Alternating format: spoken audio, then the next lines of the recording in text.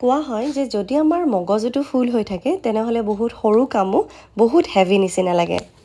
প্ৰত্যেক দিনেই আমি ষ্টাৰ্ট কৰোঁ প্ৰডাক্টিভ হ'ব বুলি কিন্তু দিনটোত এটাৰ পিছত এটা থটছ আমাৰ পাইল আপ হৈয়ে থাকে কোনোবাই যদি বেয়াকৈ ক'লে তেতিয়াও আমি ভাবি থাকিম আজি যদি কিবা কাম নহ'লে তেতিয়াও ভাবি থাকিম আজিৰ দিনটোত কি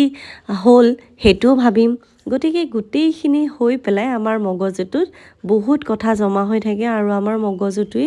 বহুত ইনভিজিবল ৱেইট এটা কেৰি কৰে আৰু সেইকাৰণে যদি আমি নতুন এটা ইনফৰমেশ্যন ভৰাব বিচাৰোঁ বা নতুন কিবা শিকিব বিচাৰোঁ বা আমি জীৱনত গ্ৰ' হ'ব বিচাৰোঁ তেনেহ'লে চাইক'লজি মতে কোৱা হয় যে আপুনি ডিক্লাটাৰ কৰিব ডিক্লাটাৰ মানে হ'ল আমি যেতিয়া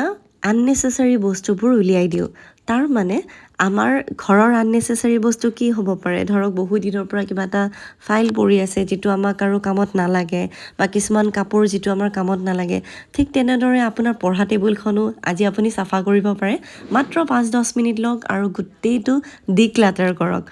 কাৰণ কোৱা হয় যে যদি ডিক্লাটাৰ কৰা যায় আমাৰ মাইণ্ডটো ক্লিয়াৰ হয় অৰ্গেনাইজড হয় আৰু পিচফুল থাকে সেইকাৰণে আজি আপোনালোকেও ডিক্লাটাৰ কৰক আৰু এই যিটো চেলেঞ্জ লৈছোঁ লেটছ গ্ৰ' গ্ল' এণ্ড গ' টুগেডাৰ